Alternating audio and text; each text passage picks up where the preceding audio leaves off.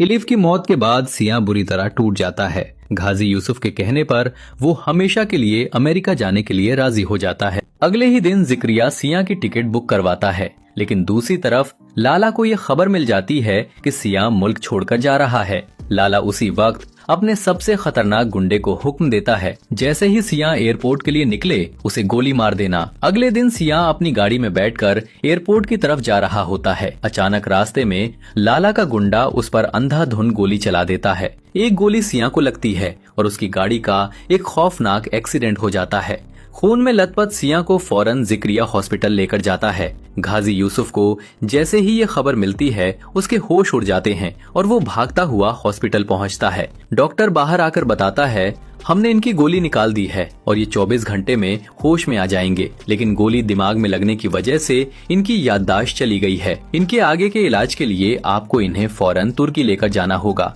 पाकिस्तान में इनका इलाज मुमकिन नहीं है। जिसके बाद सिया की तबीयत थोड़ी बेहतर होती है। गाजी यूसुफ उसी वक्त सिया को तुर्की लेकर जाता है। तुर्की में एक दिन सिया सड़क पर अकेला चल रहा होता है कि तभी उसकी नजर एक लड़की पर पड़ती है। सिया के होश उड़ जाते हैं क्योंकि वो बिल्कुल इलिफ की हम शक्ल इल्हाम होती है। सिया भागता हुआ उसके पास जाता है और रोते हुए कहता है, इलिफ तुम जिंदा हो, मैं तुमसे बेपनाह मोहब्बत करता हूँ। लेकिन इल्हाम गुस्से से कहती है, मैं तुम्हें नहीं जानती। ये सुनने के बाद सिया के दिमाग पर इतना जोरदार झटका लगता है कि वो वहीं चक्कर खाकर गिर पड़ता है। इल्हाम घबराकर उसे फौरन हॉस्पिटल लेकर जाती है। पीछे से जिक्रिया हॉस्पिटल पहुंचकर गाजी यूसुफ को बताता है, साहब वो इलिफ की हम शक्ल इल्हाम है, अभी वो हॉस्पिटल में है और उसी की वजह से सिया बाबा को अपनी याददाश्त और मोहब्बत याद आई है। गाजी यूसुफ उसी वक्त भागता हुआ हॉस्पिटल पहुंचता है और इल्हाम के सामने हाथ जोड़कर रोता है, तुम ही वो वाहिद लड़की हो जो मेरे बेटे सिया की जान बचा सकती हो।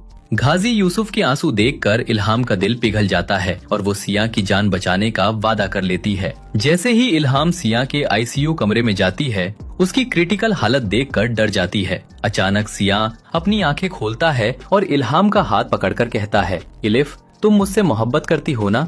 जिस पर वो गाजी यूसुफ के कहने पर उसे कहती है, हाँ मैं ही इलिफ हूँ। जिसके बाद इल्हाम इलिफ बनकर सिया का बहुत ख्याल रखती है। सिया को इल्हाम से सच्ची मोहब्बत हो जाती है।